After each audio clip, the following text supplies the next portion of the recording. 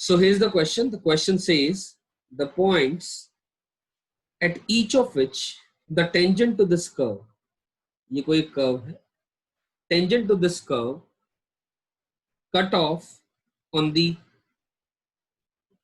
positive semi axis OX. ठीक है, मेरी बात ध्यान से सुनिएगा. मान लो एक मिनट के लिए मैं x और y एक्सिस बना लेता हूं. ये x और y एक्सिस बन गया आपके सामने. ठीक है, क्या कहा गया है? कहा गया था, और ये एक फंक्शन दे दिया गया हमारे पास. This one is the function. अब यहाँ पर 0 पर वैल्यू निकालूंगा तो 0 पर वैल्यू क्या आ रही है? 6 आ रही है. ठीक है, तो 0 पर वैल्यू 6 आ रही है. The point at each of which the points at just a minute, the points at each of which the tangents cut off on the positive semi axis OX. ठीक है ना, OX इसको मान लो आप एक मिनट के लिए. a line segment half that on the negative semi y axis OY. ठीक है ना, इधर की तरफ ये पॉजिटिव x एक्सिस हो गया और ये नेगेटिव y एक्सिस की तरफ डायरेक्शन हो गया. ठीक है ना, the coordinates of the point is given by. तो ठीक है, हमें ये फंक्शन दिया हुआ. ठीक है, तो फंक्शन दिया तो क्या करें पर? तो ध्यान से देखिए, 4 ऑप्शन दिए गए, चारों में से मार्क करना है. तो चलिए आइए, मैं पहले ग्राफ की तरफ बात करता हूँ. 0 पर वैल्यू 6 दे रखी है, ये रही. ठीक है, 0 पर वैल्यू 6 दे रखी है. और अब ध्यान से देख रहे हो, मैंने ये ना जो ग्राफ बनाया है 3 जगह पर इसने काटा है. मतलब मैं बोल रहा हूँ आपको कि इस ग्राफ के ना, इस fx के रियल एंड 3 रियल रूट्स आ रहे हैं. कैसे बोल रहा हूँ मैं? ध्यान से देखो एक मिनट के लिए. अगर मैं fx की बात कर रहा हूँ तो वो x क्यूब माइनस का 3x square minus 7x plus का 6 है. और मैं डेरिवेटिव की बात करूंगा तो वो आ जाएगा 3x स्क्वायर माइनस का 6x माइनस का 7. और इसका डेरिवेटिव अगर देख रहे हो अगर आप, तो इसका d ग्रेटर देन 0 आ रहा है ना.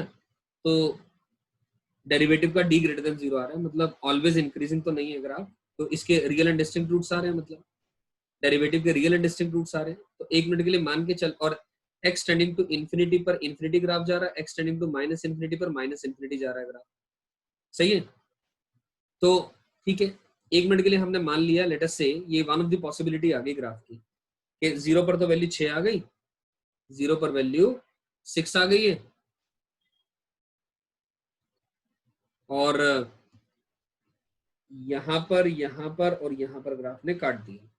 अब क्वेश्चन ने क्या कहा अपने को? क्वेश्चन ने कहा कि भाई ध्यान से देखो, जरा सुनो, कि the tangent to this graph cuts off on the positive semi axis OX a line segment half of that on the negative semi y axis OY. मतलब y डायरेक्शन में नेगेटिव में जितना लेंथ काट रही है उसका आधा वो जो है ना x एक्सिस के ऊपर काट रहा है. On the positive semi axis half of that on the negative semi y axis. Correct है. तो ठीक है, कोऑर्डिनेट्स पूछे गए, तो कोऑर्डिनेट्स के लिए क्या करेंगे? लेट अस से यहाँ पर एक टेंजेंट बना दी P पॉइंट पर, और इसका कोऑर्डिनेट हमने मान लिया एक मिनट के लिए x1, y1. ठीक है, तो OA, ये जो टेंजेंट बनी इसने OX डायरेक्शन में OA पर काटा. लेट अस से वो लेंथ वो A है, और OB जो है वो लेट अस से 2A होगी. You getting my point? ये बात तो समझ में आ रही है? ठीक है ना, लेंथ की बात कर रहे हैं, लेंथ की बात कर रहे हैं. This is I am talking about the length. ये तो समझ आ ही रहा है, नेगेटिव डायरेक्शन में है और ये पॉजिटिव डायरेक्शन में है. तो एक तो चीज समझ में आ रही है. आप देख पा रहे हैं सीधा सीधा ये एंगल थीटा है. तो अगर मैं इस ट्राइंगल की बात करूं तो टेन थीटा अपने को नजर आ रहा है. टेन थीटा की वैल्यू कितनी नजर आ रही है? 2a डिवाइडेड बाय a, यानी कि 2 आ रही है परपेंडिकुलर अपॉन बेस. तो टेन थीटा की वैल्यू 2 आ रही है, क्योंकि ये जितना एंगल है थीटा, यही इतना भी एंगल थीटा ये भी होगा. तो मतलब स्लोप जो है किसकी? टेंजेंट की. कहां पर? P पॉइंट पर, यानी dy by dx eight x1, y1 पर वैल्यू कितनी आ जाएगी? 2 आ जाएगी. अब हमने उसका डेरिवेटिव निकाल लिया, 3x1 स्क्वायर माइनस का 6x1 माइनस का 7 इज इक्वल टू 2. यानी ये सिंपलीफाई होकर इक्वेशन आ गई, यानी x1 की 2 वैल्यूज आ गई, एक वैल्यू आ गई 3 और एक आ गई माइनस का 1. अब x1 की एक वैल्यू आई 3 और दूसरी आई है माइनस का 1, और -1 हमने रिजेक्शन में डाल दिया. अब -1 क्यों रिजेक्शन में डाल दिया, ये सोचने की बात है. ध्यान से देखिए दोस्तों, अब -1 इसलिए रिजेक्शन में डाल दिया क्योंकि माइनस कहीं ना कहीं यहाँ लाई करेगा, माइनस कहीं ना कहीं यहाँ लाई करेगा, माइनस का 1 यहाँ पर कहीं ना कहीं, ध्यान से देखो अगर हमारा fx था, अगर मैं ग्राफ पे ही जाऊं fx पे बात करूं तो f ऑफ -1 की अगर मैं बात करूं आप सबसे, तो f ऑफ -1 कितना आ रहा है, माइनस का 1 माइनस का 3 प्लस का 7 प्लस का 6, तो वैल्यू पॉजिटिव आ रही है। -1 पर वैल्यू क्या आ रही है, पॉजिटिव आ रही है।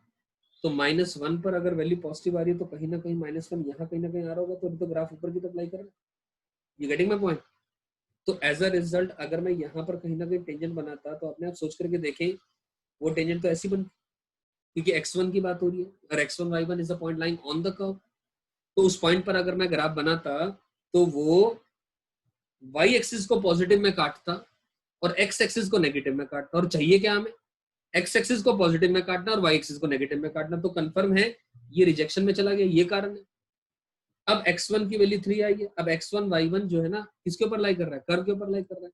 तो अगर आप अब y की जो वैल्यू है वो f ऑफ x1 निकाल लें यानी f ऑफ 3 निकाल लें, और आप चेक करेंगे वो वैल्यू माइनस का 15 आ रही है, 3 पर वैल्यू माइनस का 15 आ रही है। You getting my point? यानी कहीं ना कहीं ये रहा 3, इस पर वैल्यू माइनस का 15 आ रही है, तो मतलब 3 माइनस का 15, तो ऑप्शन कौन सा सही हो जा रहा है, ध्यान से देखिए, ऑप्शन नंबर बी सही हो जा रहा है हमारे पास। सही है।